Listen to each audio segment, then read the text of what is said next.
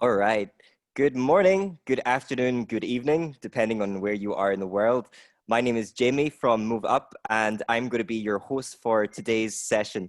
Welcome to the second episode of our learning and teaching webinar series. So thank you so much everyone for joining. I know we have a lot of people watching from Philippines, so mabuhay Philippines, xin chào Việt Nam, and hello to everybody else. All right, so for those of you who are joining us for the first time, this is not a one-time event, right? We are going to be here the same time every Thursday for the rest of August and into September, all right? So let's move on to today's topic, okay? So today's topic, I mean, it is no secret that the COVID-19 pandemic, it has caused unprecedented damage to economies around the world, right? And sadly, many organizations and businesses, they are going through a tough time. But there is an upside to this, because in change, there lies opportunity. And so today's session is all going to be about how do we capitalize on this opportunity that the COVID-19 crisis, and indeed any crisis, presents. And we'll have Mr. Jude Acidre, the Chief Strategy Officer of our partner PRAXIS Associates, joining us today. And we'll also have a panel discussion afterwards, to which you will be able to ask questions. Okay, so we want this to be a interactive session. On the topic of change, I'd like to give you a quick message from PRAXIS, our co-organizers. So no matter what your field of business or your career, the pandemic, it really has shifted everyone's work system to online.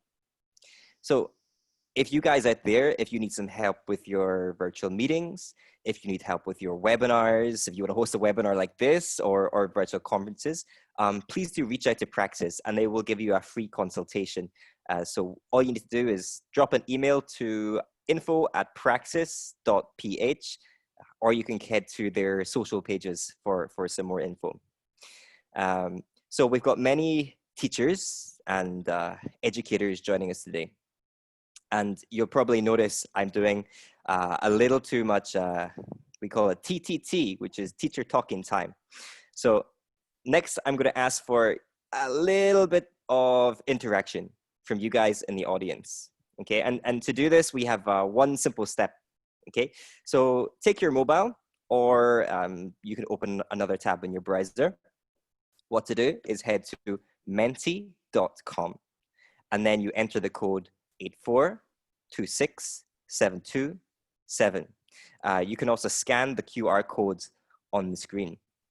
So just while we're waiting for people to do that, hello everyone who's just joining us. Today we're going to be talking a little bit about how to capitalize on the opportunities presented by COVID-19. We're asking for a little bit of audience interaction right now, so follow the instructions on screen. In our last webinar, we had people as far away as the Maldives, we had Vietnam, we had Philippines. So let's see where people are watching from today. Okay, so far we have mainly Philippines clocking in.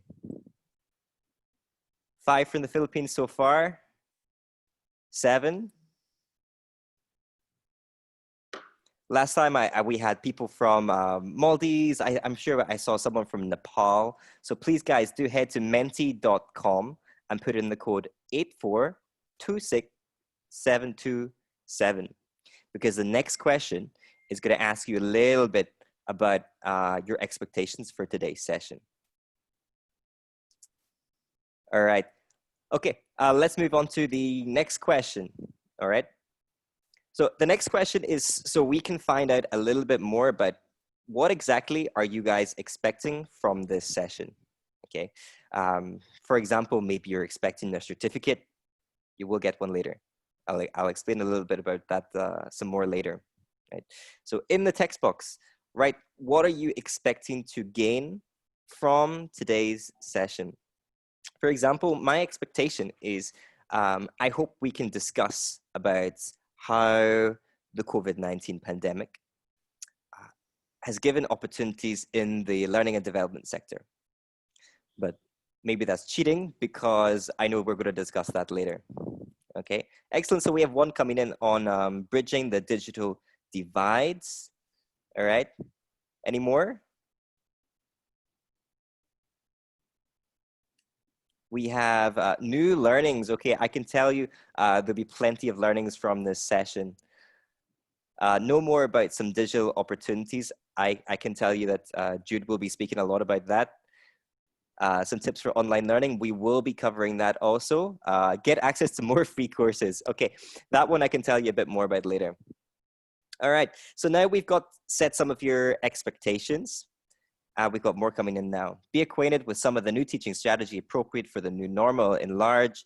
Wow, we have a lot coming in. Creative ways to cope with the new normal. All right, perfect. Okay, so now that we have an idea of your expectations, I really hope that we'll be able to meet these in this session. But before we get into the session, I want to extend a special thank you to all our partners and our co-organizers, without which this would not be possible. So first, thank you to, of course, our organizers, which are PRAXIS Associates, to MoveUp, and to UpUp Technologies, and to our community partners who help us organize this event. Thank you to Learning Synergies, to Marketing in Vietnam, to Raket Scientist, Qua Cua Sep, Jump Digital, wheninmanila.com, thank you so much. DepEd Tayo, PSTP, thank you so much. HR Tech Asia, thank you. Thank you to Bright Lights Academic Tutorials and Learning Center. Thank you, Working Moms, Beyond Milestones and Child Development Center. Multiple Intelligence International, Thailand. Thank you, More Than Our Desk. Thank you, Ms. Megan. 𝗖𝗢𝗩𝗂, thank you so much. Thank you to the National Heroes Movement, to ComU Lab Strategies, and finally, thank you to Fixer. So thank you so much to all of you partners, without which we wouldn't be able to do this series. Okay, so we are not only in Zoom, we are live streaming to, I think, over 30 pages this time. Okay, and I would not be able to manage this all by myself. So I have an excellent team of correspondents who are going to help me with finding questions and asking questions to our panelists. All right, so if you're watching on Facebook, all you need to do is write a comment, and our correspondent, they will find your comment and they will ask it to the speaker. So first of all, I would like to introduce you to Mr. Paul Espinas, our correspondent for Vietnam. Good morning, Mr. Paul. Good afternoon, Jamie from Ho Chi Minh City in Saigon. I hope everybody's doing fine this Thursday afternoon. Thank you for deciding to join us in today's live webinar. So far, we have over 12 social media pages here in Vietnam, and part of it is also in Southeast Asia because we have a group called HR Tech Asia. So if you guys have questions on these Facebook and groups, just please feel free to leave them on the comment section, and then we will try to address them during the webinar session. All right, back to you, Jimmy. Thank you so much, Paul. We'll also be inviting Paul back for the panel discussion. All right, next up we have Miss Sam, who is our Zoom master. Good afternoon, Miss Sam. Good afternoon, Jamie. I hope I'd be able to fulfill my duties as your Zoom master for this afternoon. So to our participants, if you have questions, feel free to drop them in our comments, in our chat box here, not the comment section, in our chat box here in our Zoom room, and I will collect them for you all. See you later. And we'll also be inviting Ms. Sam back for a panel discussion later in the program. Next up, we have Mr. Neon Ramos for the Philippines. Good afternoon, sir. Good afternoon, everyone. This is very timely discussion for all of us. So for those who are participating via Facebook Live, just drop your questions on the comment section and we'll go through it later on. Thank you, Jamie. Thank you so much, sir. Okay, next up we have also for the Philippines, we have Miss Joyce. Miss Joyce, how many pages are you monitoring now? Hello, Sir Jamie. Magandang hapon. Magandang hapon. To our Filipino viewers. Right now, I'm currently hosting a watch party for 24 pages, groups and pages. And yeah, we're very excited for today. For those who have questions, just drop them down on the comment box and I'll give them to our speaker. Right. Thank you, Sir Jamie. Thank you so much, Miss Joyce. Okay, wow, 27. So if you're watching in any of those 27 pages, please reach out to Miss Joyce. Next up for our international viewers, we have Miss Cash Crafts. Yes, hello Sir Jamie. Good afternoon. Magandang hapon sa inyong lahat. I'll be your international correspondent. I'll be handling some of our social media pages. So if you have any comments or questions, you can leave it in the comment section and me and my fellow correspondents will take care of them. Back to you, Sir Jamie. Thank you so much. Okay, so I'm going to be the moderator for today's session, but the most difficult part, arguably, as the technical correspondent for today's session does fall to Miss Tony. Take it away, Miss Tony. Thank you, Sir Jamie. Yeah, I admit my job is really difficult. I have to take care of the internet connection, of the slides and everything tech. So yeah, so I hope that I will make the program as smooth as possible. But before I start with the Zoom basics, let me thank one of our co-organizer, Please MoveUp. Let's watch this video.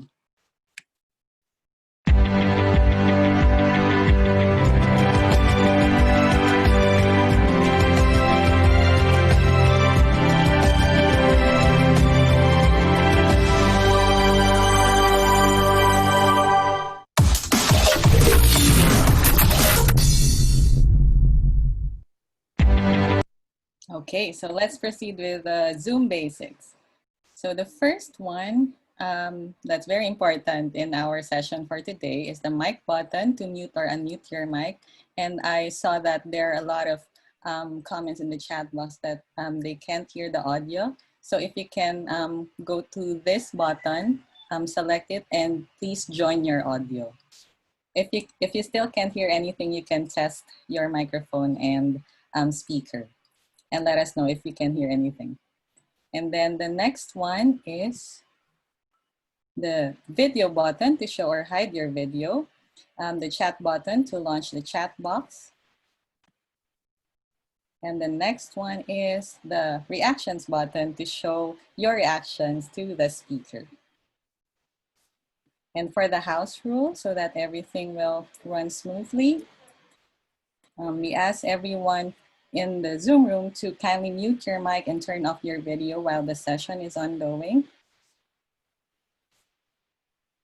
The next one is submit your question by Zoom chat box and Facebook comment section, and our correspondents will take note of them. And you can do so while the session is ongoing, and the host will acknowledge you to ask the question. And then the last one, the speaker will be answering the questions on the panel discussion. But yeah, so thank you for this, Jamie. But before I give the mic back to you, let me share with you what Praxis is. So please watch this video.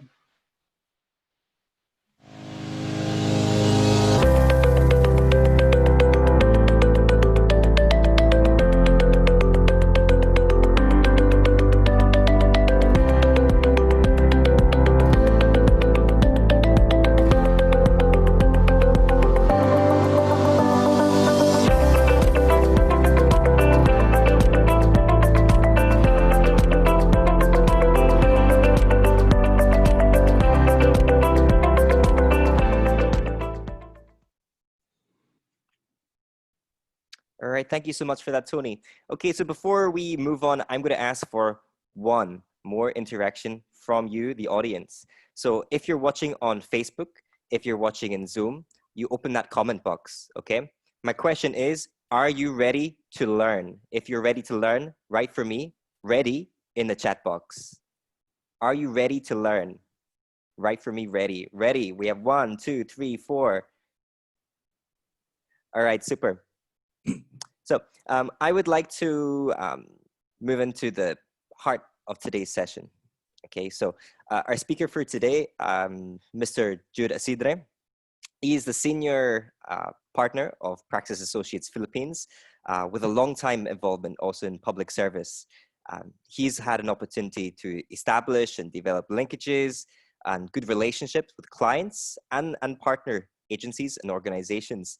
And in assisting public officials, non-government organizations, and private individuals is his way of advancing causes and making an impact. So here to talk about the COVID crisis and the digital opportunity is Mr. Jude Acidre. Take it away, sir. Thank you, Jamie. Good afternoon, everyone. Welcome to this afternoon's learning and teaching webinar series. I'm Jude 𝗖𝒄𝒊𝒅𝒆 Acidre. I'm the Chief Strategy Officer of PRAXIS Associates Philippines. And this afternoon, I'll be sharing with you a very timely topic about the COVID crisis and the digital opportunity that it provides. You know, there's no doubt that the COVID-19 pandemic has changed our lives as we know it. What we call new normal, or as they call it, the new normal, requires not only observing a set of minimum health standards or wearing face masks or even face shields or this constant disinfection, washing of hands or physical distancing. We've all been too familiar. We had 5 months already, 5 months of movement restrictions that have limited our mobility. These quarantine measures, ECQ, GCQ, all these quarantine measures have hampered the usual business operations. In fact, for example, dine-in restaurants have now given way to food deliveries. Even among millennials, house parties have to give way to Zoom parties. And as we are about, or in some schools have already started classes, instead of face-to-face classes, we will be having online distance learning. So all these combinations of social distancing, home quarantine, the closures of schools and universities, and even the isolation of COVID positives are being extensively practiced. But you know, we still have to go on. Life goes on, and creativity is being implemented every day to overcome these response barriers to enable those who are at work to continue what they're doing, and for us who are asked to stay at home to meet our everyday needs. It is said, it has been said many times, that a crisis is a mother of innovation. It's necessity that sparks invention. In fact, it's part of our nature survival instincts that it becomes necessary and imperative for us to find ways dealing, responding, and assimilating with change as it comes. And this is not just happening now. We have seen it before in the history of humanity. For example, let me bring you back. Let me give you some history lessons. So in 1665, for example, until 1666, England went through the experience what we call the Great Plague, which cost more than 100,000 deaths and forced many people, including the scientist Isaac Newton, to work from home. But while he was working at home, that crisis allowed him to develop many of his scientific theories, including his theory on gravity, which paved the way for future scientific innovation.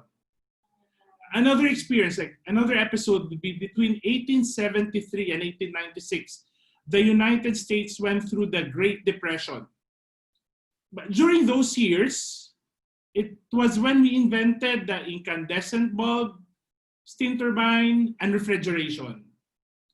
Of course, the more familiar years, the greatest economic turndown to happen in the United States happened from between 1929 to 1939, resulting in a quarter of the US population losing their jobs. That's the Great Depression. But during those years of difficulty, of financial and economic challenge in the United States, after those green years, they were followed by a golden age in technology. That's when they developed the radio, automobile, aviation, the telephone, electric transmission grid. That's when they were further developed, they were deployed and eventually adopted. And another critical point in the history of innovation was from 1935 to 1944. The world found itself at war with allies and the Axis powers at opposite sides of the front lines. And this need for stronger firepower and improved logistic support for the troops led to the invention of pressurized cabins, jet engines, synthetic rubber and oil, radio and landing navigation, the radar, of course, penicillin, and of course, we're all familiar how it went, how it ended, nuclear power. So now in our time, the world finds itself in the middle of a crisis that will definitely have long-lasting implications in the way we live, interact with each other, learn and do business. So there is no doubt that after this crisis, what will follow will be an opportunity for technological innovation. So this afternoon, allow me to reimagine this crisis as it happens. With limitations on in-person interaction, we need new approaches and tools to keep society functioning and the economy running. And this has opened the opportunity for digital innovation and transformation. I'll share with you 3 experiences that I've somehow worked with in the last couple of months of this pandemic. First case, the Congress of the Philippines, where I actually worked. So for the longest time, the House of Representatives have really tarried in its effort for digital innovation. In fact, last year, it was taking us months to plan how to go paperless, how to go digital. And there were several technical and even legal setbacks, which was, further delaying the plan. But it comes no surprise because political institutions are often the most resistant to innovation, and our country's legislature is no different. But not until March this year. So this year, March, Congress had to meet for a special session in the middle of the ECQ, or the Enhanced Community Quarantine. And the legislature rules, its rigid interpretation actually requires physical presence. But because of the restrictions, they were expanded to include online presence. So this allowed the lower house to continue doing its job to pass laws, to deliberate on laws necessary for the government's COVID-19 response. And even up to now, even with the restrictions in place, Congress continues to meet through teleconference platforms, particularly through Zoom and WebEx. Even the president last month had to deliver his annual State of the Nation address through teleconference, surprisingly, with an audience of thousands participating online. And how did it turn out for Congress? I'd like to tell you that Congress has never been as efficient and productive now that we actually increased the use of technology tools and platforms. Now, the second case in point, the Sunday Mass. We all know the Philippines is one of the largest Catholic nations in the world. 83% of the population are Catholics. And Sunday Mass for many of us is an important weekly observance. Religion has always had its tacit reservation about technology, and because of that, the church has often lagged behind in embracing technological innovation.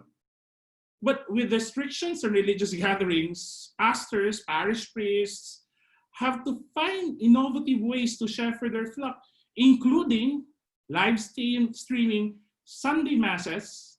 We've started to live stream Sunday Masses through Facebook, and of course, in many parishes, with the use of the smartphone. I know you remember at the height of the crisis in Italy, Pope Francis decided to broadcast his daily Mass from the Vatican. And that made it one of the most widely watched programs on Italian television and the internet. So from one that is less trusting of technology, religion has gone lips to embrace it. Now, even Christian pastors are learning how to manage mega churches using digital technology. Last point, online learning. And this probably is a matter that interests many of us. When the Department of Education announced that classes will resume August this year, it was quick to clarify that it will not include, the continuity learning plan will not include face-to-face classes. And one immediate option that was considered was to use online platforms for distance learning. Schools were soon scrambled to find the right learning management system, or what we're more familiar calling LMS, that would fit the needs of both learners and teachers alike. People have always debated whether we should continue school or not in the midst of this crisis, but it's because Filipino society puts a high pressure on education, and hence there is a pressure to keep children in school forcing government and education stakeholders to look for out-of-the-box solutions, digital solutions to physical problems. There is, however, a long list of challenges to address. You have limited internet connectivity, the access to technological tools, or we call the digital divide, the availability of tools like laptops, and lastly, the relatively high cost of digital learning. But people complain. Nevertheless, these challenges are not preventing teachers and parents from ensuring that children continue with learning. In fact, we were trying to buy a laptop computer over the last couple of weeks, and we've realized that even high-end computers such as iMac and MacBooks have been difficult to come by. There is a Filipino saying that says that goes, "Kapag maikli ang kumot, matutong mamaluktot." So it literally means when the blanket is too short, one must learn to bend one's legs. In the face of a crisis, in the face of an adversity, it is important to create workarounds for us to live, to work, learn, and interact as effectively as we used to be. Like the examples I shared with you, politics, the school, the church are among those who have previously lagged down. They were hesitant in embracing the digital innovation. But if you talk about business and entertainment, digital tools have already been there. But this crisis is forcing us to push boundaries. And if you look at the other side of the story, it actually opens a door of opportunity for digital innovation and transformation. So what's behind this door of opportunity? It is a shift to a digitally orientated living. What do we mean by a digitally orientated living? It's more than just doing business online or using online banking or online payment platforms. It's more than just ordering your next meal through GrabFood or Foodpanda. It is definitely more than just setting up your online business on Facebook Marketplace or on Central Delivery or other sites. When we say digitally orientated living, it's about transforming our social norms and lifestyle practices and align them with our digital behavior. For example, there was a time when window shopping was the norm. Now, COVID-19 has made that impossible, if not risky. So people now have switched to Facebook Marketplace or even these groups, these marketplace groups on Viber, where sellers and buyers converge in an almost limitless online digital marketplace. You know, if you really examine it, it's a real vibrant online economy where with a single click, you get to purchase the product you need, pay for it using the online payment platforms like your online banking, GCash, or PayMaya, and have that item literally delivered to your doorstep. Who would have thought shopping would that be convenient? Believe me, even physical stores like SM and all these retail giants are getting the sense out of this change in social behavior. And in fact, they know that it will be difficult, if not impossible, for them to return to business as usual. Thus, the need to innovate. Second experience, there was a time, and I'm sure many of you can relate with this, when one would have to go to the bank or the utility center to pay bills for electricity, water, or the internet. Now, about 2 years, 3 years ago, there was already this online payment platforms. Of course, for a couple of years, we had online banking already. Now we have PayMaya. But not until during this pandemic, when consumers have become more trusting and confident using online platforms. In fact, some banks have told us that the number of consumers actually paying through online banking have quadrupled over the COVID pandemic. Now, instead of queuing in long lines and instead of having to go to the inconvenience and going to the payment center, all you have to do is sit in the comfort and convenience of your home and with a single click, do all your payments. And sometimes I wonder if you'd really want to go back to how paying bills used to be. So one thing is clear, the world may be at pause, people may be confined in their homes, but the world is changing in ways more than we could have imagined. There is no question that people are anxious or they're afraid of being infected or causing the infection. And all this have changed our way of life dramatically. But you see, life has to go on, and we have to continue to live. We continue to have to relate to each other. We continue to have to learn how to do business, and our needs will remain. Food, entertainment, our clothing, our health. And for us to be able to weather this crisis, we must adapt and evolve. And there is no option other from our outdated practices to give way to emerging technologies. If we were to survive this crisis, we have to go beyond our reluctance to embrace digital innovation. The worst will happen to those who are woefully prepared. But there are tons of opportunities for those who are willing to attune their current practices with emerging demands. So what are the examples of these opportunities? Let me share with you at least 3 of the most highlighted changes in our social behavior, what we call digitally oriented living.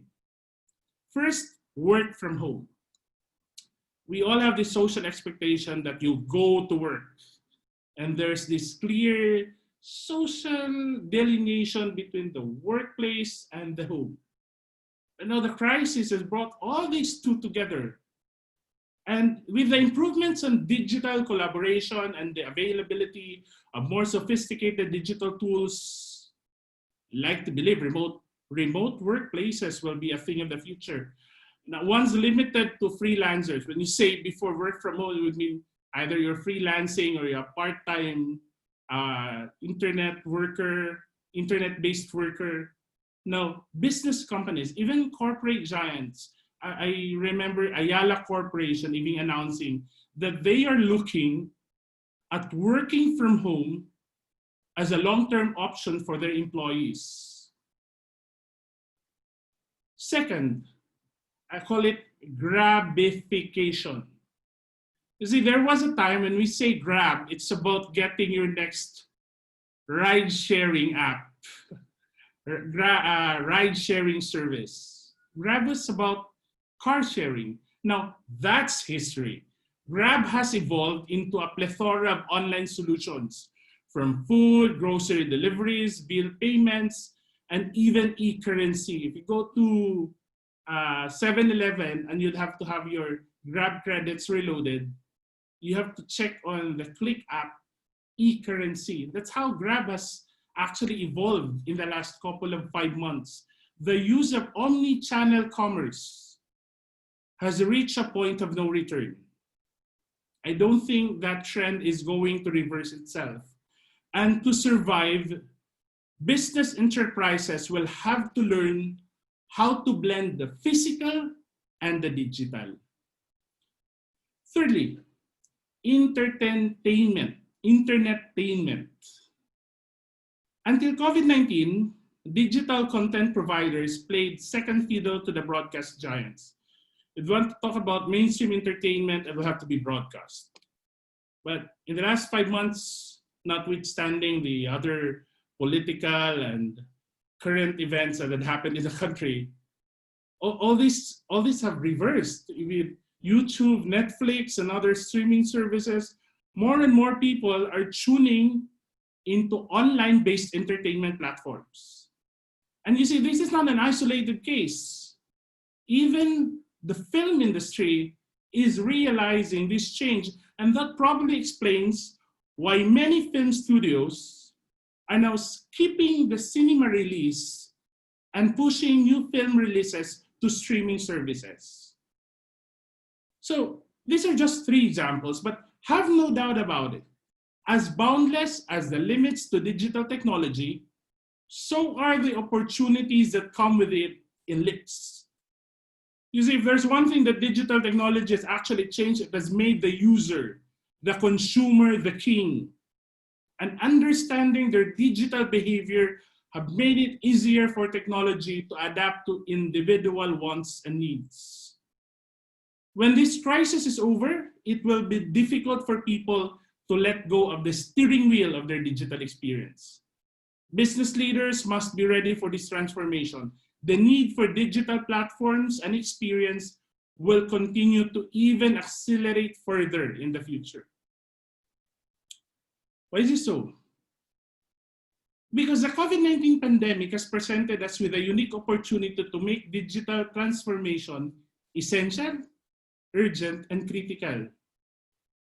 This disease has hit us at our weakest, and that is our innate need to connect, interact, communicate. And as these emerging technologies show, we can actually leverage this crisis to our advantage. In fact, even in government, we've realized that it took this crisis to further accelerate, even at a triple rate, our government's effort to ensure its digital capability. So this COVID-19 pandemic has witnessed the most effective innovation, the sharing of new knowledge through social media. The fact that we're doing this lesson, this webinar on Facebook, on Zoom, it shows how we've transcended the traditional boundaries of knowledge production, dissemination, and consumption. So work from home, grabification, internetainment are but a few of the many technological innovations that have resulted with this crisis. With these innovations will come a higher demand for tech hardware and systems, thus the imperative for businesses and organizations to invest significantly in technology, because without it, they will simply not survive. Truth be told, and I know it's pretty obvious to all, this COVID-19 pandemic has become a modern day survival of the fittest landscape. Not only are we talking about the health conditions of people, but their ability to make quick decisions, their willingness to innovate, and the amount of attention given to technology. And whoever is able to adapt and innovate will be able to stay alive. The businesses that have adapted, innovated, and adopted digital processes and tools have given themselves the best chance of survival now and in the years to come. This conclusion presents us with one final lesson. It's building the culture of continuous innovation. First, what can we learn from this crisis? First, reimagine. Businesses and organizations must be on the lookout for opportunities for innovation. Thinking outside the box is no longer an option, it's an imperative. Be ready to know internal constraints and resources if you want to stay ahead of the competition. Second, experiment. Testing opportunities can be your best learning investment, and be ready to fail fast. This pandemic has caused a rapid change in social and consumer behavior. The last 5 years, the last 5 months has actually changed the way we live and interact with each other. So it's important for us to learn from and understand these changes in a way that, like for example, in the way you use social media, it's important you gain feedback, you measure results, and make improvements in the way you do business or in the way you learn. Third, look forward. Many of us would want things to be back the way they were. Many of us are waiting, when can be this all over so we can all go back to our lives, to our usual lives. But the truth is, there is no more return to normal.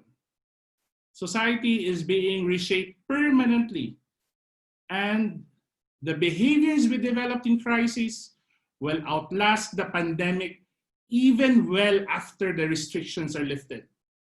So to stay forward, to continue to stay ahead of everyone, we must focus on responding to the changes in the way we live and work.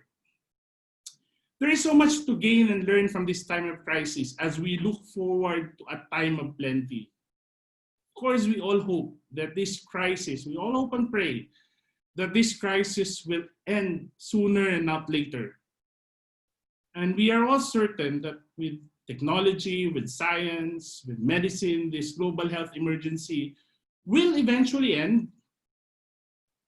But the realization is the longer it lasts, the less likely the pre-pandemic business as usual ways will return. If a strongly traditional settings such as politics, religion, and education have begun to embrace technological innovation, its evolving use in the workplace, medicine, and entertainment will not only continue, but even accelerate, changing our lives for the better. And hopefully, there may be, at least from this crisis, this one positive outcome. So thank you very much and good afternoon. Thank you so much, Sir Jude, for sharing that today.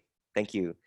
Okay, so we will be inviting back Mr. Jude Acidre for the panel discussion, all right? But I'm sure a lot of you are wondering, and I've seen some questions in the comment box, where can I get my certificate? So if you would like a certificate from this session, or if you would like to see the session again, please write me in Facebook or in the chat box. Please write me in the chat box if you would like a certificate from this session. Only one? Okay, now they're coming in. Okay, I think everyone. All right, let me give you the instructions. How do you claim your certificate? Okay, so what you need to do is go into the MoveUp app. One of our correspondents will put the link in the chat box.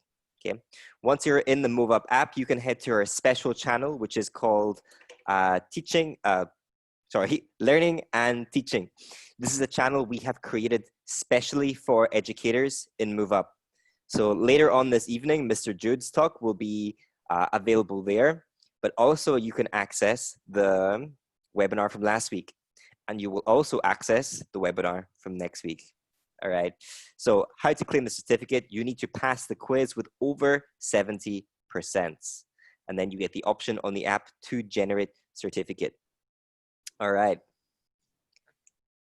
Okay, so you're probably wondering, what is MoveUp? Okay, watch this video to find out more.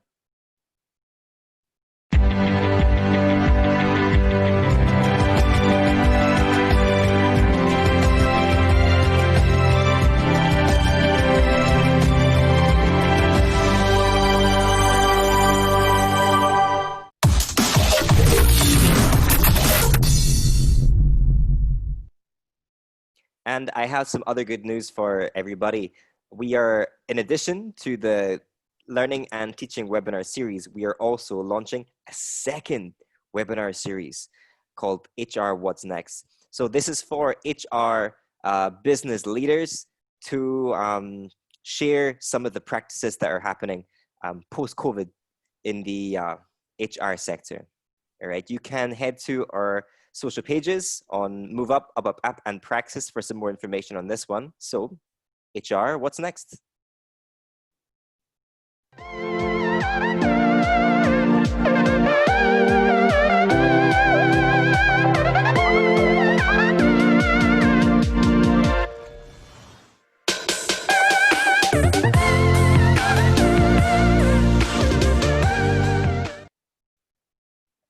Okay, and I'd like to take another opportunity just to very quickly thank all of our partners, without which we would not have been able to host this event, and an extra special thank you to When in Manila, which is our media partner for this event.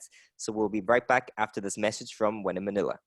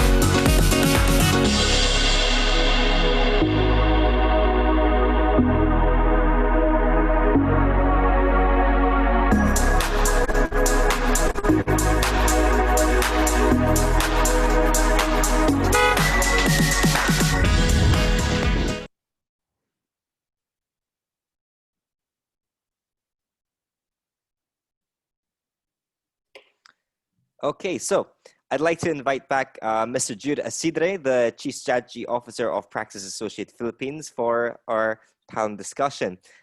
We will also be joined by myself as the moderator. We'll have Mr. Paul Espinas, the founder and CEO of UpUp Technologies, and we'll have Ms. Sam Javier, the managing partner of PRAXIS Associates Philippines. Hi, Sir Jude. Thank you so much for sharing that session earlier. Hello, Jamie. Thank you for the opportunity to share my thoughts on the opportunities that this COVID pandemic presents. Perfect. So I think we're going to have a lot of questions coming in from the audience for this one, sir. So I'd like to, first of all, tell everyone who's watching, all you guys watching on Facebook, please comment your questions in the chat box. If you're watching in Zoom, please comment again in the chat box, and our Zoom master, Ms. Sam Javier, will be able to find the question. So she's pointing at the Zoom box. All right. So I think we have a first question coming in already from Ms. Cass Crafts. Yes, hello. Good afternoon, Sir Jude. That was a very interesting talk. So we have here one question for you. So you mentioned earlier that it is now easier to share information through social media into the internet. And we are also transcending the traditional boundaries of information production, dissemination, and consumption. But at the same time, we do know that this also changes the process of verification. So in that case, what ways do you think can we overcome the problems, such as disinformation, that this change might posit?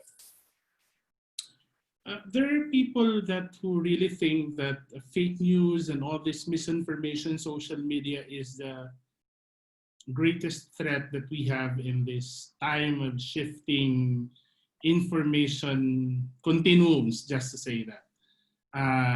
Before we used to do the verification before the information is provided and shared, but social media, we have actually reversed the process. It's out there first, and then we verify it after. The thing is, it's not going to be very easy, because social media has actually, in a way, how do you say that? Democratized the information space. Before to get information, you have to be the teacher rather than the learner.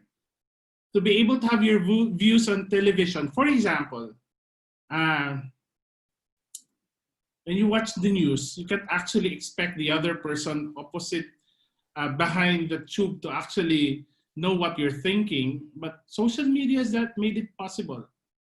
So I don't think this should be the problem, because it's instinctive and natural for us to be able to share our thoughts.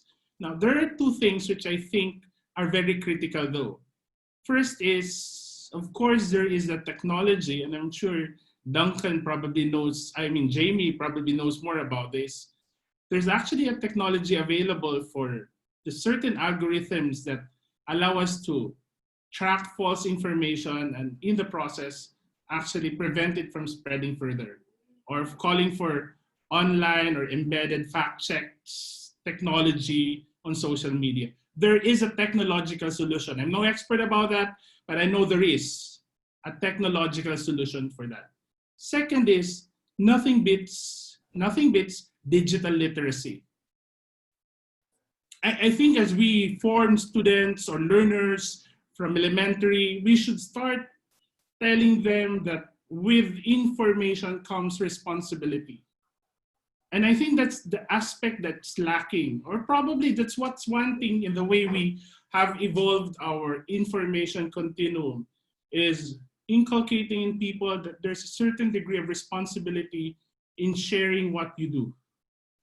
And that cannot happen overnight, but for me, the best way of addressing that is building digital literacy and mainstreaming it into our education systems. Because social media will always be user focused. It will always be user driven. that's a particular, you can't change anything about it. I think what's happening right now is we are in the particular nexus where we're trying to move on to the next level, and people are actually not fully appreciating the responsibility, the responsibility that comes with whatever you're posting or not. In fact, if you notice, many of those who are sharing fake news on social media, I know this is going to probably be a hasty generalization, but I get it from the post that my parents put on social media. Many of the posts on fake news are actually being shared by digital nomads. I mean, people who are new to social media, they're less critical because they come from a mindset that when you get the information, you take it at face value. Just like watching the news or watching a television show, so whatever they get on social media, they take it at face value. That is a product of their time, of their thinking. I think we're changing that with our younger generations who actually understand that there is a user component in social media information. Let me say this in summary. Fake news is a face. Probably had the same experience when people started to know how to write. They just record everything however they see it fit. Who knows, maybe in the past, some of our historical records were actually 70% their own opinion of how things were in the past. But as we test and as we prove, as we look for more proofs, as we test and become more critical of our sources of information, that's when we are able to come up with what is actually factual. And with the way social media becomes more mainstream, I think that is going to be, I believe that that's going to be the trend moving forward. Yeah, I think I'd just like to add a little bit on that, Jude, because, crisis definitely can drive innovation, but it also, disinformation thrives also in crisis. And you can probably see that in social media right now.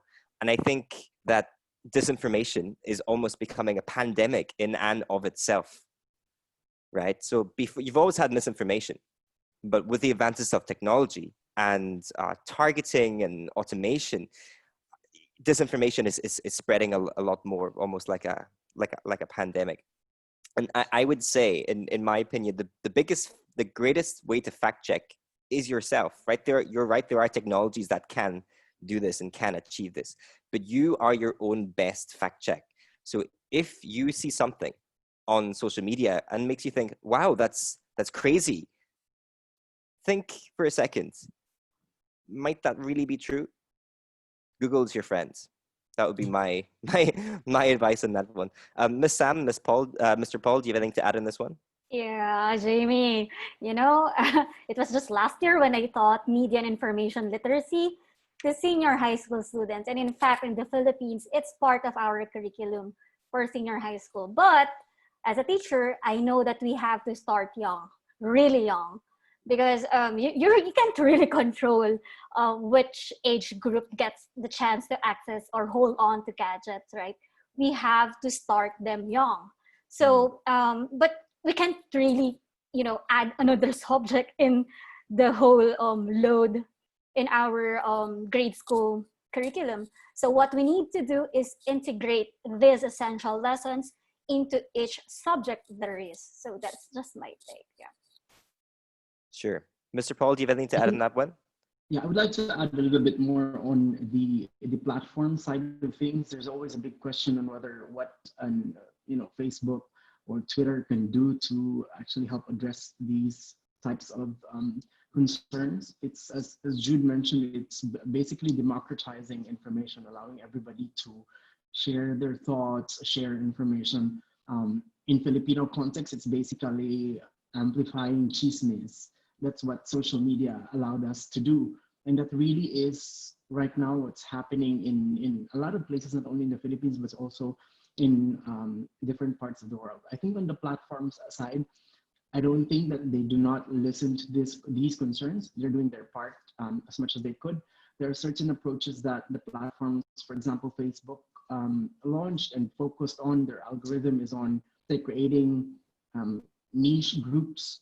So for those who are joining certain groups, you need to be very assertive or very careful on which type of groups you join in. Are the people sharing information here credible, and so on. And as Jude and Sam mentioned earlier, infusing really digital literacy in our curriculum early on, from here on forward, is very important. Really emphasizing the power of social media and how to act on platforms like Zoom, for example, where you don't switch on your camera when you're not part of the panel. You don't switch on your audio when you're not part of the discussion.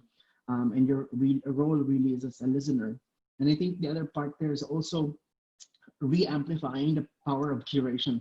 In DevCom, in UPLB, we were like, for 4 years, one of the strictest training we've had is to really properly curating information, because as development communication practitioners, it is our job to actually, communicate what technical stuff is happening in science, in different aspects, in the government, and so on, in policies, and communicate it to laymen. So proper curation techniques is very important in our practice.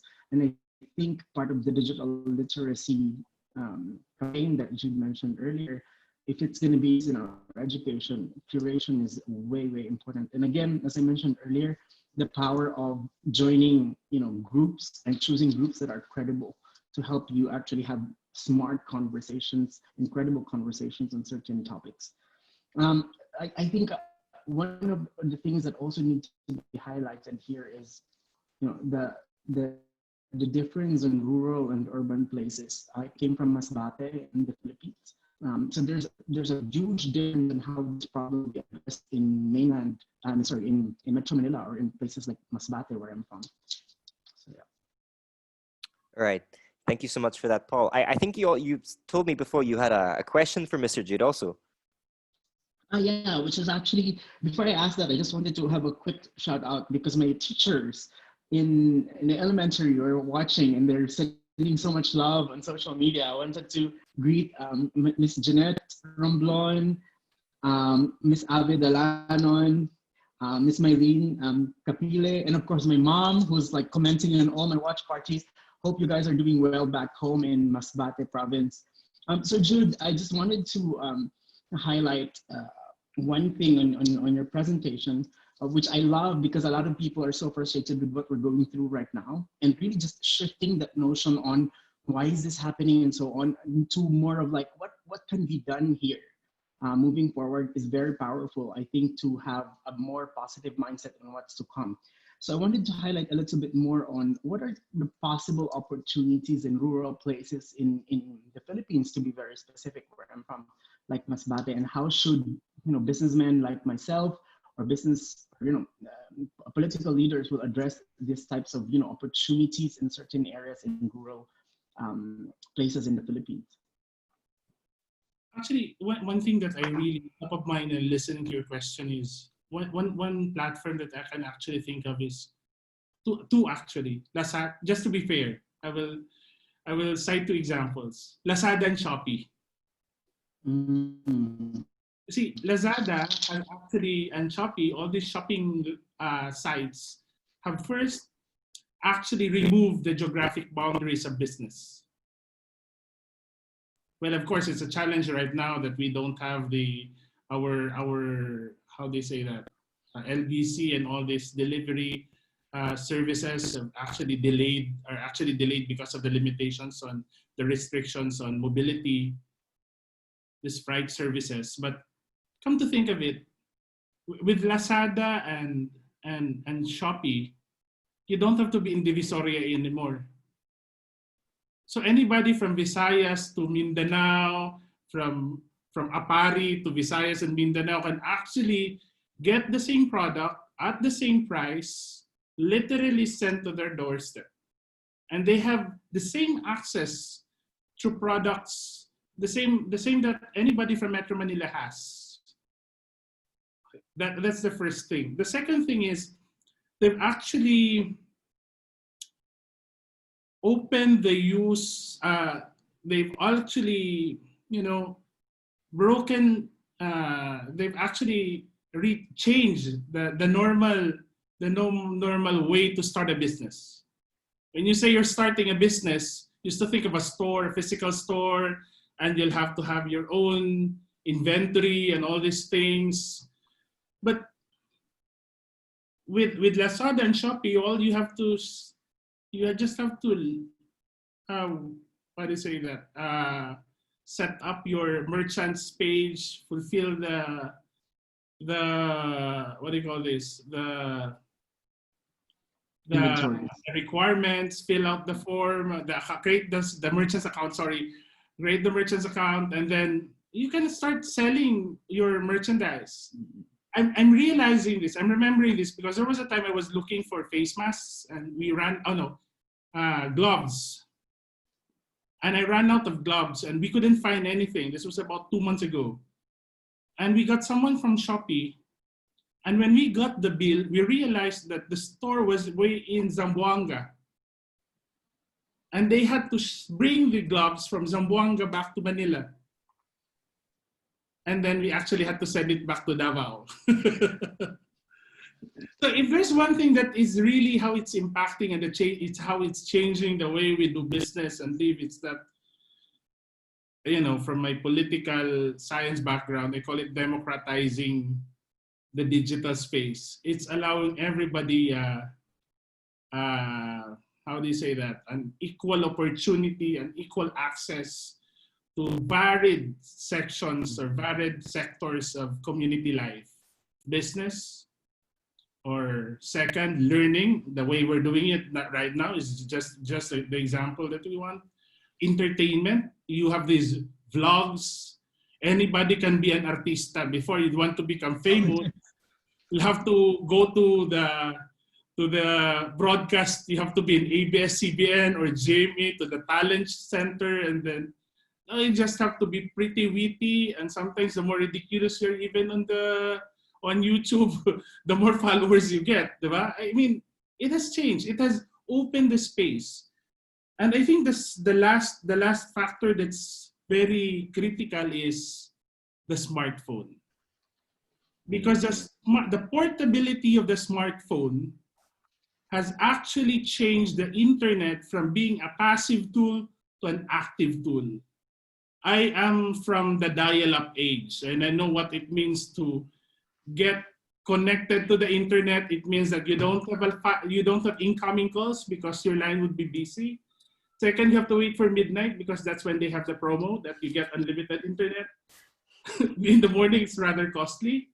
Third, you'll be happy if you get to connect have your connection at 65 kbps or even slower. I think now we complain about our speeds at 5 to 10 Mbps, but years ago that would have been heaven already.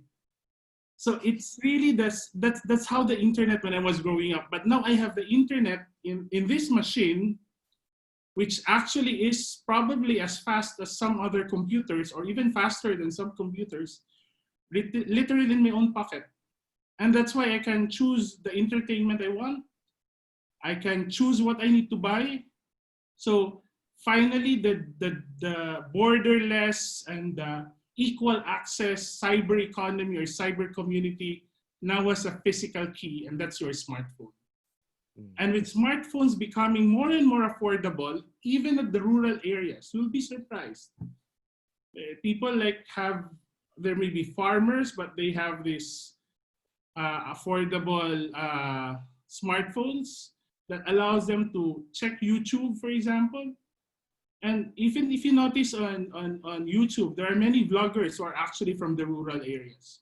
So that thinking of the difference of technological capability between at least digital appreciation, just to be concise about it, between the urban and rural areas, I don't think it exists anymore. The greater challenge is the technological capability. It's the technical capability, internet connection, the strength of internet connection, that's an issue in the country. Connectivity is an issue. The cost of internet is an issue. So I think if there are any divide between rural and urban areas, it would be more about the technical aspects of connectivity rather than the practice and the process itself of connecting people. I think that also, sorry, Sam. Sorry, Jamie, if I may add, I may lose this train of thought. I concur with Jude, because in the digital divide, when addressing this divides that we have, it's actually the first step is to address first the technological aspect. That's the first level. The second level is the skill set. Because if you have those gadgets, if you have that internet connection, but you can't really use them well, and you don't know what kind of information you'll get and where you would get it, it's useless, right? So we have these several levels of divide that's happening in our societies. Yeah, I think that also extends into learning as well, because people talk about, you know, lack of resources for online learning, like and you think PC, laptop, right? But actually, like, your phone is more powerful than the computer that put the man on the moon. Right? It's true. It's true. It's more powerful than the computer used by NASA to put man on the moon. Right? So, and I was actually researching this earlier. Just in the Philippines, there is a mobile permanence in 2010 and 2020 of 79%. Right? 79% of the population owns a mobile phone, and I was looking at the statistics, and I saw that set to rise to 90% within 2025. I think in Vietnam it's even higher. I've seen kids with 2 mobile phones playing Pokemon Go. Right? That's true. That's true. In fact, I think it was in 2018 or 2019 when we had more SIM cards than the Philippine population. Just imagine that. Right. So we have another question coming in from one of our audience members. I'd like to invite Miss Mandy to ask your question to Jude. Hello, good afternoon. Hello, Mandy. Hello, sir. Hello. Hello, Mandy. Yes. Yes, good afternoon, sir. To make my concern short, I think grabbing opportunity digitalization always requires sensitivity, self-regulation, and self-discipline. And because for us as a teacher, our concern today is the connectivity, the connection, internet connection. So that's it. Thank you for your question. Sir Jude? That's why I like the word reimagine. It's seeing things in a new way. I like to think of technology as a tool, but the principles of learning will always change, will never change, will always be there. The amount of discipline that is required of the learner and the amount of openness to innovation that is required of the teacher, whether it's the traditional setting or it's this digital setting, it will always be the same. For me, technology is just a tool to accelerate, to accelerate the level of information, to the production of information, the transmission of information. It allows for it facilitates sharing of knowledge. But in the end, when you talk about discipline or regulation, the amount of discipline or the amount of focus or even the critical mindedness that is required of learners and teachers will continue to be the same regardless of what the setting or the tools that will be employed. Exactly. Yeah, if I may add, even in journalism, we abide by the same rules of objectivity, of fairness, and the skill set that you need in writing. But the technological landscape changes. 10 years ago, when we were journalism students, Paul knows this. So online journalism and citizen journalism was still a baby. So, and now everything's almost online. It's web first. Everyone writes and publishes online first and fact checks later. That's a challenge in self-regulation. And we must know, all of us as consumers and producers of information, if you're posting something online, you're also a producer of information. You have to have that, you have to know your responsibility as well within your networks. And as teachers, we have this really, really critical role in fact checking ourselves first and knowing which sources we should let our students know about. If I may add, Jamie, Please, yeah. I agree with Sam totally that the digital acceleration actually comes with its own challenges. But compared to those who would really think as fake news as a menace of some sort, I'd like to think of it as growth pains. As we adapt to new changes or better ways of more efficient ways of communicating, it will be difficult to at the onset filter the information. It's like, you know, opening a new waterway and have all the water, the pressure come through it. As we stabilize, as these tools become all too familiar to us, then it becomes easier for us to be more critical and self-regulating. It will come. The time has not yet come. The time is not yet now, but eventually we're moving towards that end.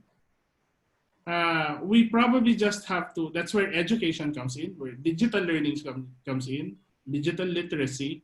That's where government regulation can also come in, especially when you talk about online sexual exploitation. That's where regulation, internet safety, that's where government can come in.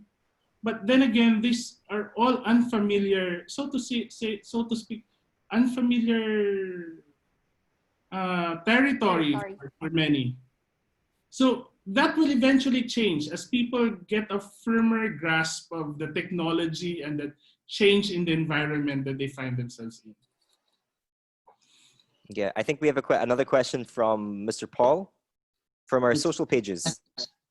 Yeah, it's actually a question from Mr. Anthony Gabumpa. He's asking on one of our social media pages, saying, great discussion about positive viewing digital opportunities amidst the crisis, but how do you view the majority of the Filipino people that don't have equal opportunity to technology because of the social status? Does this mean they can get forsaken from moving forward? No. Anyone from the government, sir? That actually is a challenge. I mean, we can't sugarcoat it any other way. For them to really catch up, they will have to be digital. That's why if you ask me, government has to really accelerate this connectivity issue. I think it is a real imperative for government to be able to push forward a good connectivity plan, a good connectivity infrastructure, because that's one aspect of our connectivity requirements. If you talk about the tools itself, you know, the economy has its own way of adapting. There was a time that you have to have 300 pesos to be able to have some credits on your cell phone, prepaid. And when the market, when the telecoms realized the ordinary Filipino cannot have it, that's when they had the 30 pesos. And I'm starting to feel old. But when so many years ago, when all these cell phones started coming up, you actually have to spend 300 pesos. That was the lowest price for a prepaid card. Then it became 100. Then you can actually get it from the store for 30 pesos. Now you can actually share it. And then because I don't use a prepaid account anymore, I learned that you can even borrow credits from the telecom. Parang utang. You can advance. You can use it first, and then they send you load. And the moment you You top up your credit, they just deduct it. You see, the market will always be consumer driven. And the easier we facilitate the integration of technology, the cost will have to lower. Yeah. Of course, with higher technology, the cost will be higher, but eventually the mainstream technology will even go lower. Now, we just have to address what prevents the wider spread of this technological innovation. Like, for example, connectivity. Of course, people sometimes get frustrated about the internet, or they get frustrated about signal. In fact, right now, the only reason why people don't get a cell phone is probably because they live somewhere that there is no signal. As somebody in politics, I go around and I meet a lot of people, even in the communities. Many of them transcending. Some people even have iPhones and they're selling on the sidewalk. I mean, we're already there, and the greater barrier is connectivity. The cost, of course, we are at a time when it's actually shifting, but we've seen it before. It will lower. It will lower. We just have to. It will come. We're just hopeful it comes sooner than later. But we've seen it before, that eventually it's going to be, we cannot escape that it's going to be market driven. All right, thank you for that one. We've got another question coming in from you from our correspondent, Mr. Jigs. Hello, good afternoon, Mr. Jude, Miss Sam, and Mr. Paul. My question would be, since as we veer away from the traditional ways of living and embrace the affordances of technology, do you think these will have implications to us as humans, particularly in our health and well-being? What should we do to address them? I'll let you take that one first, sir. Everything will always have an impact in the way we live. And before, you'll have to walk to the next store to get your fast food order. Or you have to walk to the phone and dial the number of the delivery service. And now you all have to do it. You don't even have to stand up from the couch. Just type in and fill out. It's changing behavior, and definitely it's changing the number of calories that we're burning every day. No, I'm just using that as an example. What I'm trying to say is, it will definitely have an impact. But technology will always be something that I'm forgetting the word now. It's neutral. It's ethically neutral. It's sociologically neutral. It's all up to us. Will it affect us? Yes.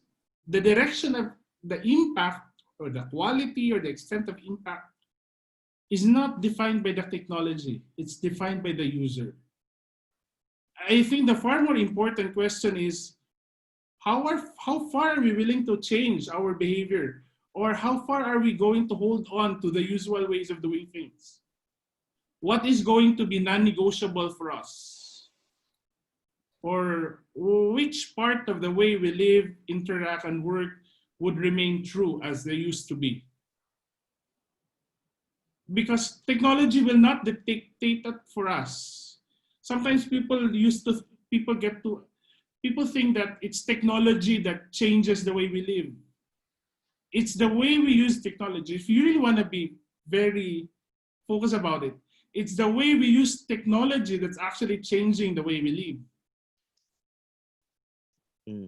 Yeah, I think I can add a little bit to that as well, sir. So you talked about like physical health, right? But I think a lot of the impact that technology has is actually also on mental health, right? So recently with MoveUp, we were doing a needs assessment to see, what kind of trainings and what kind of educational content are people interested in. And surprisingly, because we don't really talk about it, mental health came up the top. So I think that the isolation provided by technology, working from home, is definitely having an impact on mental health, right? But like you're saying, technology is neutral. So what I would say is embrace the technology and use it to leverage the problem, right? Example, if you're an educator, include something about mental health in your curriculum, or do what we're doing, which is partnering with mindfulness instructors to offer courses on mental health in our app, right? So utilize the technology to provide a solution would be my take on that. Ms. Sam, Mr. Paul, do you have anything to add on this one? Yeah, especially now, we're talking about the fourth industrial revolution, and here we are, we have rural areas that still need connectivity, right? But times change and technologies also evolve. It's just a big challenge that all hands should be on deck. It's not just the government, it's not just the private sector that must come in. Everyone must do a part in solving this. Yeah. And I think it's important to hello. It's important to quantify technology, right?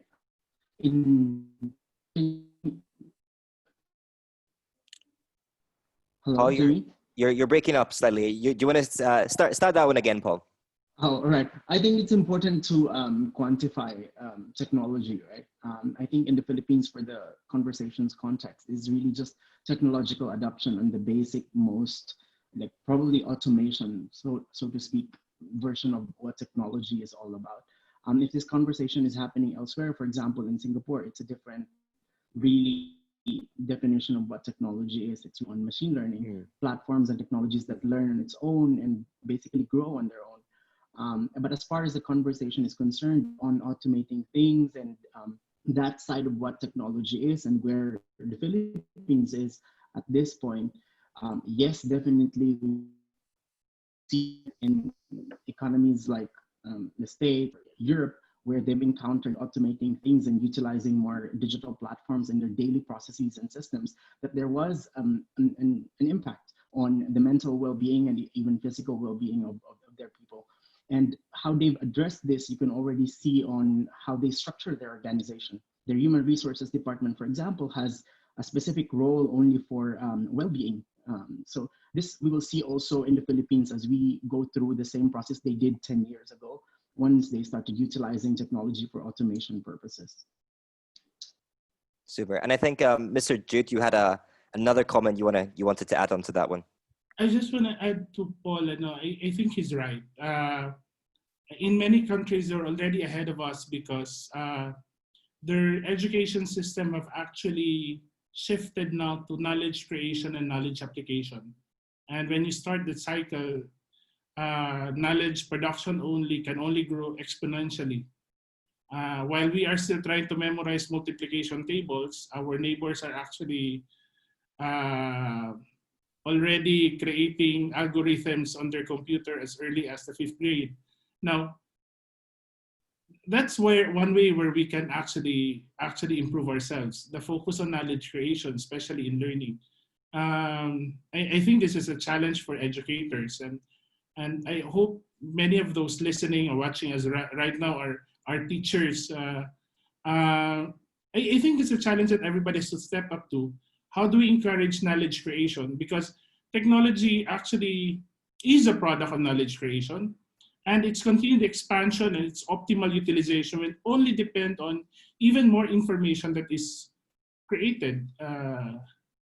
In simple terms, a stronger focus on STEM, for example, science, technology, engineering, and mathematics could be a good way of putting things in perspective, of actually refocusing our educational system. But there is also one thing that where Filipinos have actually done more in terms of technology.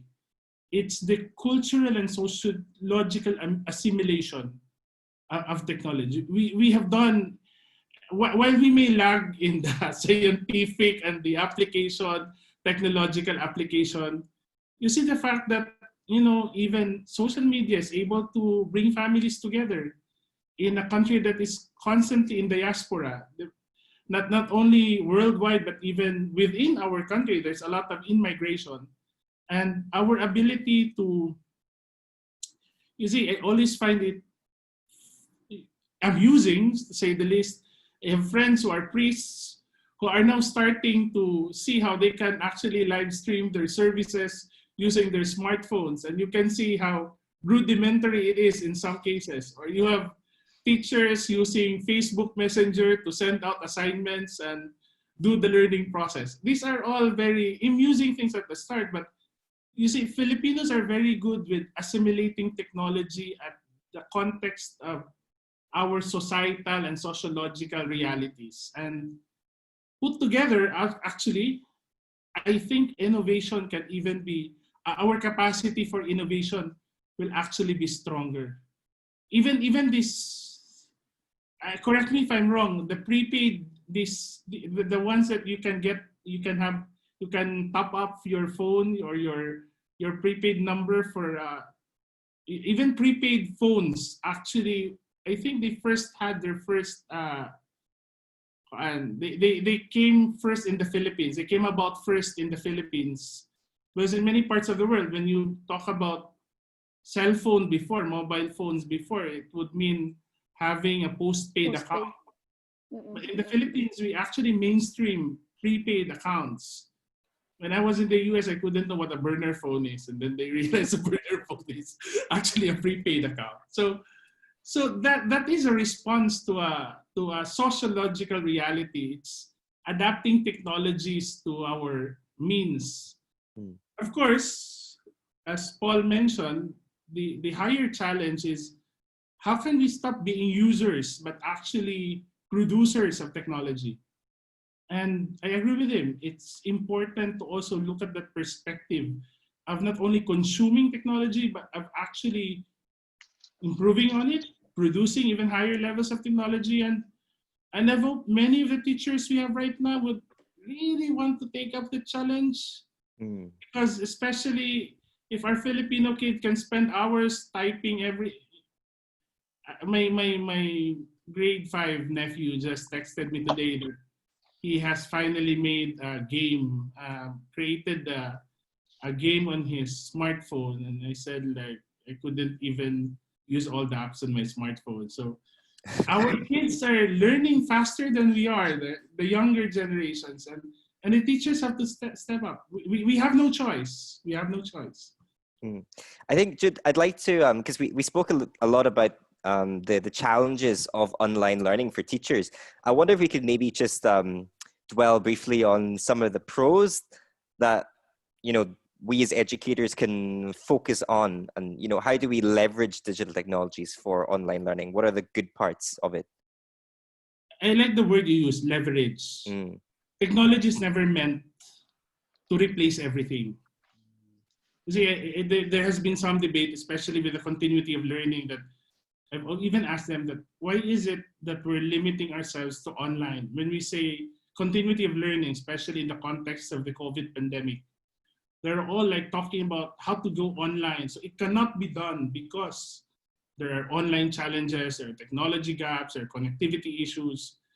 But I said, sometimes when we're too focused also on the technology, we forget that there are time-tested techniques that we can actually integrate. And teachers, educators most especially, have to be very discerning what to use and what to improve on.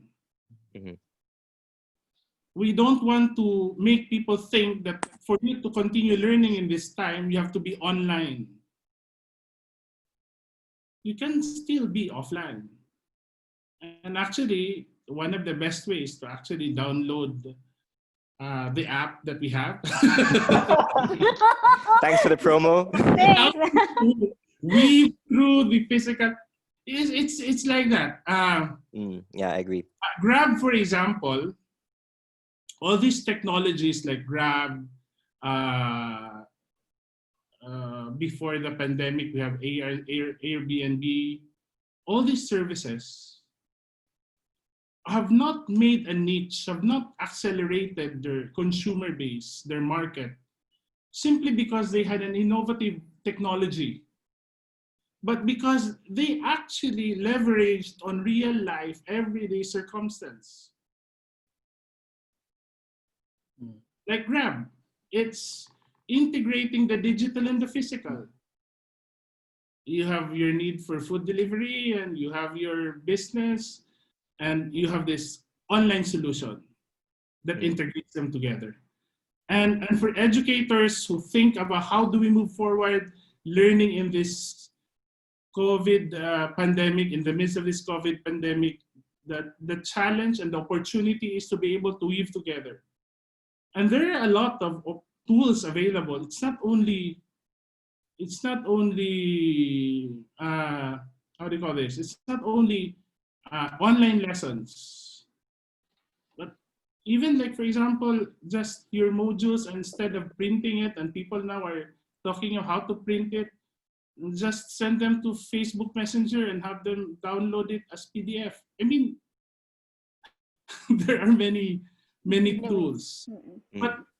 And that's what disheartens me when people start actually complaining and thinking of all the challenges, when there are actually digital solutions available. For example, if there are some students that have access to a laptop or a smartphone, instead of having them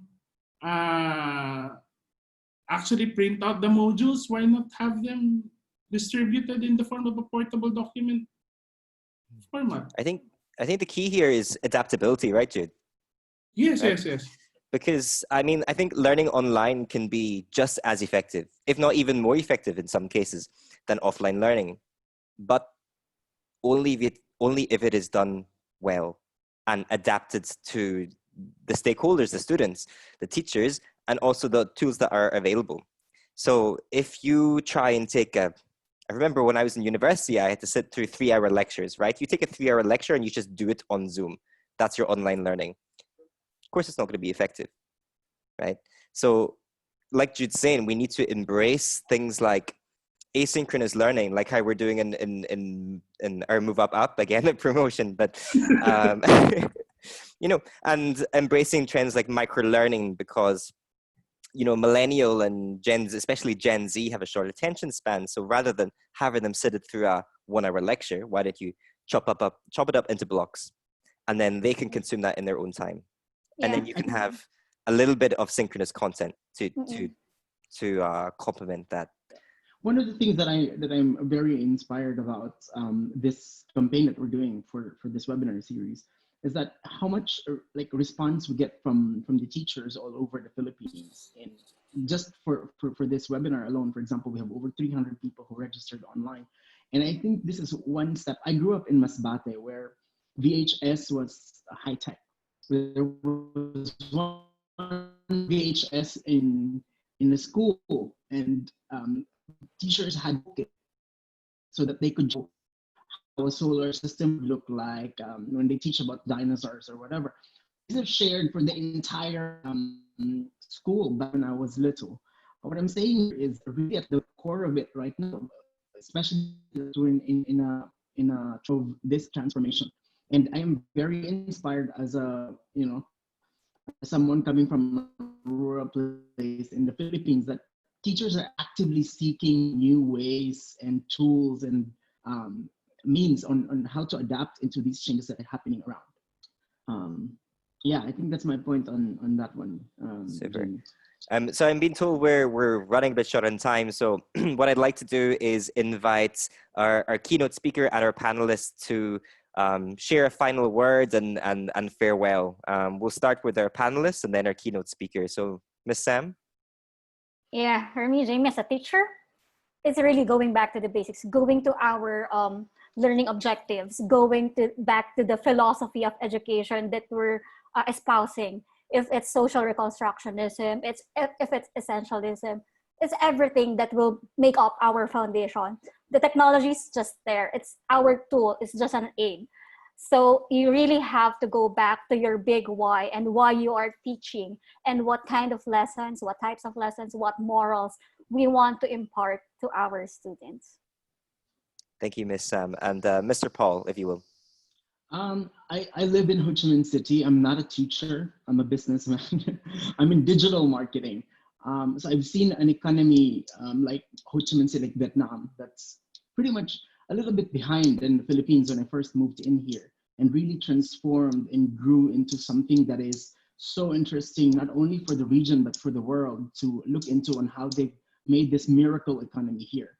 And one of the core proponents here, aside from manufacturing and other factors, is really how the educational system, the government really harness, investments on technology and also empowering their people to be technological savvy. It's been a massive frustration for me for the last 8 years. I'm going to go back to the Philippines, what's happening in the Philippines, and then go Myanmar, the fastest mobile connectivity in Southeast Asia. And I guess why I like this session so much is looking at on an opportunity perspective that now is an F5, a refresh button that hopefully people in the government will shift the focus into things that actually matters and has a bigger sustainable impact to the workforce, and also for the educational system to start shifting faster than it does in the last 10 years. So I'm very excited on what's to come. Hopefully we are led into a transformation that's not only going to be good for us to survive this period, but really to enable our people, our workforce to be globally competitive as we were in the last 5 decades. And at the core of that is really education, teachers, and of course, learning how to leverage the technology that we have right now in our fingertips.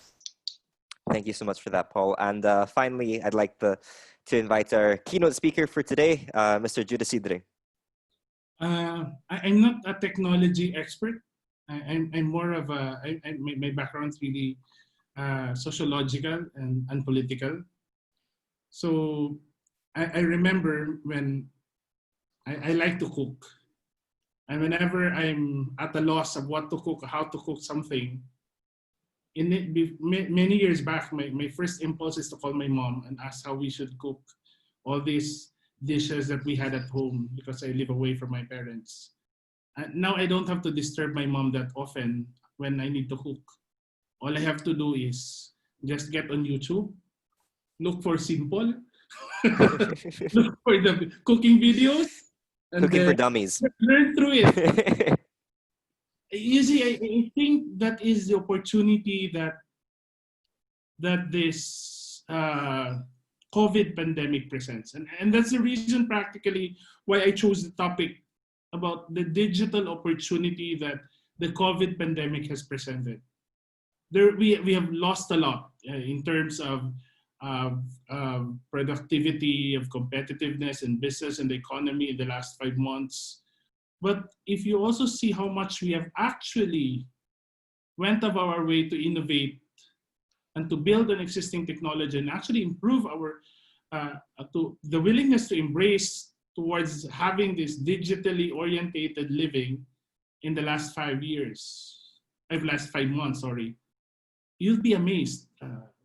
5 months ago, I didn't have a GCash account. I have one now because I have to pay my bills. I mean, I have a PayMy account. And before I have to go to make money transfer, I never did want to do online banking because I was quite afraid of the risks that come with it.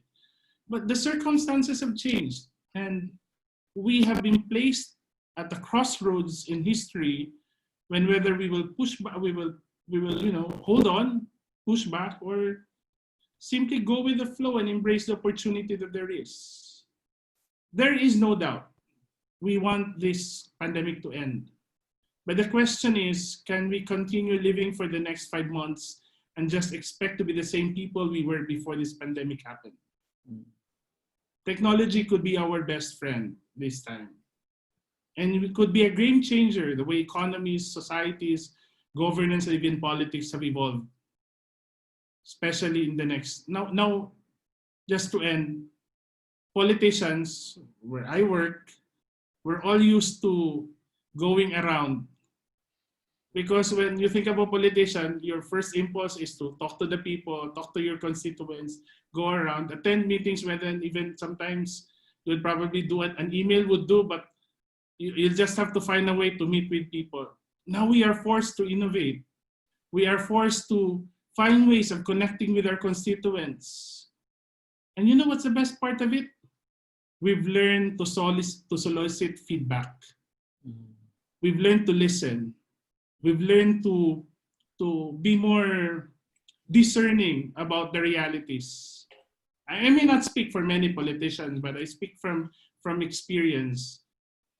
This, as Paul puts it, this is a reset button. And after this will come an avalanche of opportunities. I think with what we have and what we can be and what we have proven to be in the past, I am hopeful this will all turn out for the better for our country, not only for the Philippines, but for many societies around the world. And as we look forward, as I say, to a time of plenty, I hope that we will be able to be even far better versions of ourselves. Thank you, sir. Okay, so thank you so much to all our panelists. So as I told you before, this is not a one-off event, everybody. So we will be back the same time next week with another session, episode 3 of our series with Dr. 𝗖𝗍𝒂. Dr. 𝗖𝗍𝒂 will be talking about appreciative teaching and learning, a post-pandemic approach. So you can follow our social media pages for some more information on this one, all right? And as I mentioned before, this is not our only webinar series.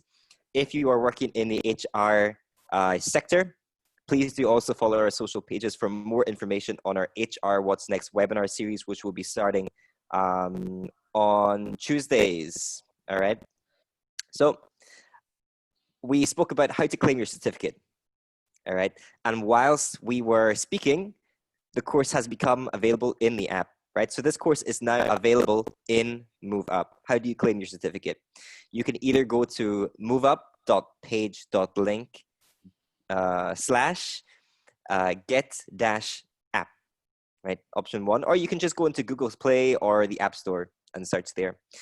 Secondly, you can message us on social media, m.me/upupapp.asia, and we will send you the link for download, all right? When you go into the app, you subscribe to the channel, you pass the quiz, and then you can generate your certificate. If you have any problem, you can just give us a quick message. All right, so that's all we have time for. Thank you so much, everyone, for taking part in today's session. I think the key takeaways are be adaptable, leverage technology, and an avalanche of opportunities are coming. Embrace them. I've been Jamie, your host, and this has been Learning and Teaching, Assess, Adapt, and Implement. Thank you.